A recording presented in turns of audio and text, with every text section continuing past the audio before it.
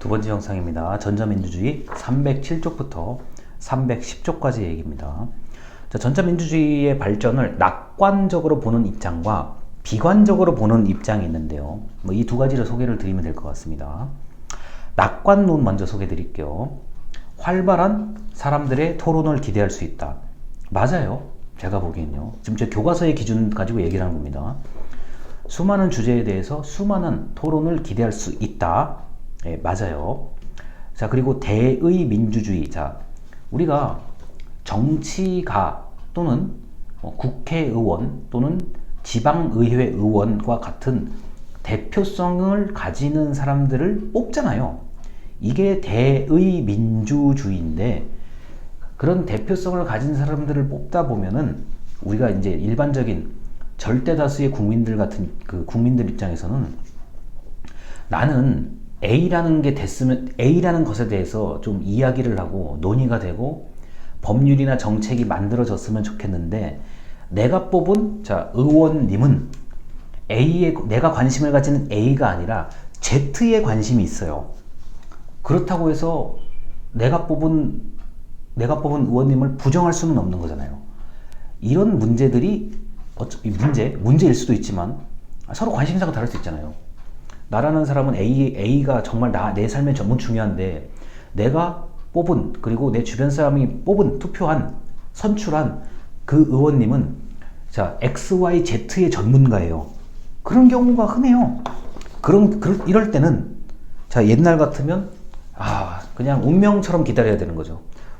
내가 지지하는, 내가 투표했던 저 의원님이 내가 관심 있는 A라는 영역에 한 번쯤 귀를 기울여줬으면 좋겠다. 이건 기도하고 운명을 기다리는 수밖에 없는 거예요. 안 그러면은 물론 찾아가거나 편지를 보내거나 여러 가지 방법이 있겠지만, 일단 우리를 대표하는 그 대표자가 나의 마음과 염원을 알아주지 않으면 별로 답이 없다고요. 진짜 운명을 기도하는 수밖에 없는 거죠. 자, 그런데 그게 아니기 때문에, 물론 공식적으로 선출된 사람의 권한은 헌법이 보장하고 법률이 보장하는 건데요. 그런 지금 얘기를 하자는 게 아니라, 내가 그러면은 나 인터넷 어디에다가 인터넷 공동체에다가 한번 올려볼 거야. 이런 게 바로 이제 대의민주주의를 보호한다는 차원입니다. 그리고 이제 투명성 강화라는 얘기가 있는데요. 자, 이거는 이제 정보 공개 청구 이런 것들이요. 그리고 알 권리, 이미 얘기를 많이 드렸습니다. 그리고 이제 소수 의견의 개진을 할 수 있는 기회가 확대되었다. 다수결의 원칙에 따르는 경우가 일반적이기 때문에 다수가 결정한 것에 소수의 의견이 이렇게 좀 덮이는 경우들이 있는데요. 비록 다수의 의견이 결정되고 그대로 진행된다고 하더라도 소수의 의견이 언제든지 자신의 목소리를 낼 수 있다는 점에서 저는 이 부분이 개인적으로는 전자민주주의의 가장 좋은 부분이라고 생각을 해요. 예전에 제가 어렸을 때만 해도 이런 게 없었잖아요. 인터넷이 없었던 세대부터 살아왔던 사람이기 때문에요. 이럴 때는 소수의 의견은 그냥 다수의 의견에 묻혀버리게 되고, 가끔은 소수와 다수가 대립하게 되죠.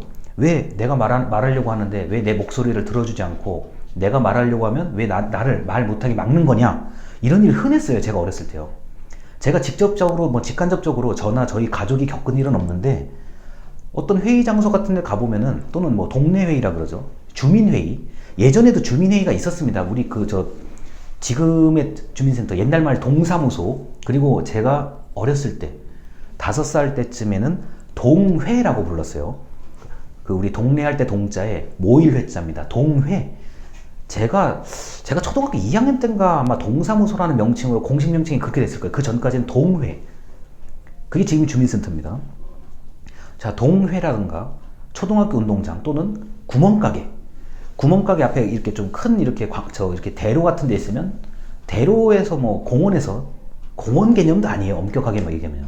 공원은 제가 초등학교 들어와서 4학년 때쯤부터 공원이라는 게 생기기 시작했고, 그게 1990년대 중반입니다.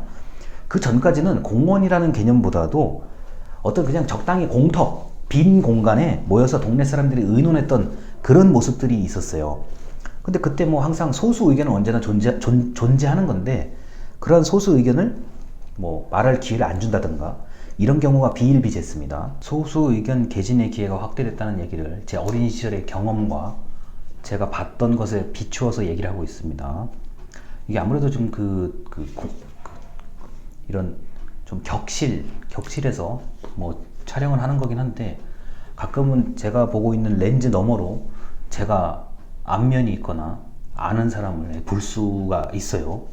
너무 놀래가지고 중간에 모르고 영상을 중간에 끊어놓고 나갔다 와서 영상의 중간에 한번 쉬었다가 연결해서 가는 겁니다. 이게 아무래도 저희 동네에서 걸어서 올 수 있는 곳을, 장소를 제가 찾다 보니까 가끔은 저하고 아는 사람들이 보이기도 합니다. 자, 소수 의견의 개진의 기회가 확대된, 이게 요새 말로는 이런 거예요. 어떤 네이버 카페 같은데 다 들어와서 어떤 큰 뭐 좋은 의견들을 나누고 있는데, 그 카페 안에 공동체에서도 다수와 소수가 좀 나눠져요, 보통. 근데 소수가 뭐 그 카페 안에서 이런저런 얘기를 했는데 받아들여지지 않아요. 그럼 그 소수가 카페를 탈퇴하고 또 유사한 형태의 다른 카페를 만들죠. 뭐 다음 카페에 만든다든가 이런 식으로요. 소수의 의견은 옛날처럼 그냥 이렇게 뭐 말 못하게 하고 표현 못하게 하고 이렇게 해서 될 문제는 아닌 것 같아요. 왜냐면은 뭐 나는 그래, 이 카페에서 난 도저히 못 있겠어, 나는 다른 카페로 넘어갈 거야, 다른 카페 내가 만들면 되지 뭐, 또는 나는 여기 네이버 밴드에 못 있겠어, 재미없어, 내 말 들어주지도 않는데 뭐, 그 옆에 가서 다른 데 만들 수도 있죠. 그래서 소수의 의견이 계속 남을 수밖에 없는 구조예요, 이 전자민주주의에서는요. 그리고 자유로운 정보 생산과 유통, 너무 자유로워서 문제일 수도 있어요. 이게 이제 비관론에서도 나타날 텐데, 뭐 이게 근거 없는 그냥 허구, 루머 뭐 이런 것들이요.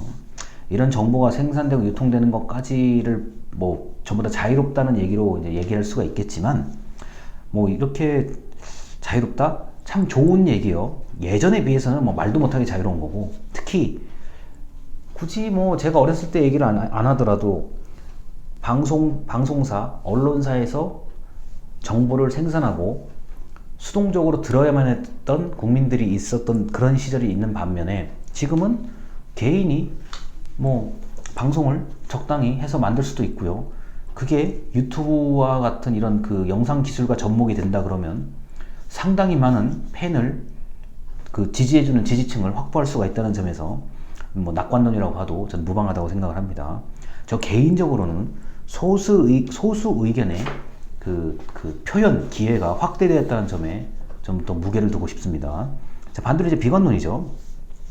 충동적이고 감정적인 의견이 활성화된다는 얘기요. 뭐 이거는 뭐 얘기 안 해도 되겠죠. 나쁜 말로 뭐 아직 근거도 불분명하고 사실이 아닌데도 불구하고 일단 비난하고 일단 몰아세우고, 때로는 마녀 사냥이라는 굉장히 그것을 당하는 사람에게는 씻을 수 없는 상처가 될 수도 있을 만한 그런 이야기를 그냥 막 던지는 거죠. 뭐 이건 더 얘기 안 해도 되고요. 무책임한 주장. 자, 내가 말을 해서 틀리면 좋은 거고 아니면 말고, 이런 무책임한 주장들이 굉장히 많죠.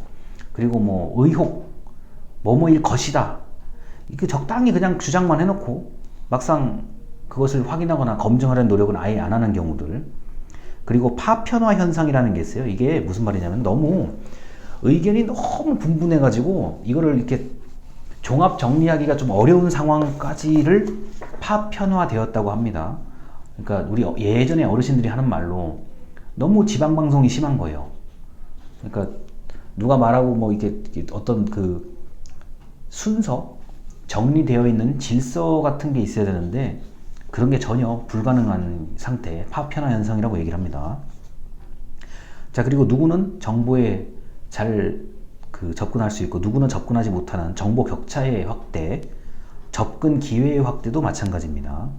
그리고 낙관론에서도 얘기를 드렸던 거짓 정보의 생산과 유통, 뭐 이거는 더 얘기를 안 드려도 될 것 같아요. 자, 그래서 이렇게 전자민주주의 307쪽부터 310쪽까지의 낙관론과 비관론에 대해서 뭐 이 정도로 말씀을 드리는데, 저 개인적으로는 이게 어떨 때는 낙관론으로 이렇게 제 입장이 이렇게 움직이다가 어떨 때는 비관론으로 움직이다가, 이게 저도 사실 왔다 갔다 하는 부분들이 있어요. 그런데 민주주의라는 것을 이제 발전한다는 차원에서 보면은 예전보다는 훨씬 긍정적인 기능이 많다고 생각하시면 됩니다.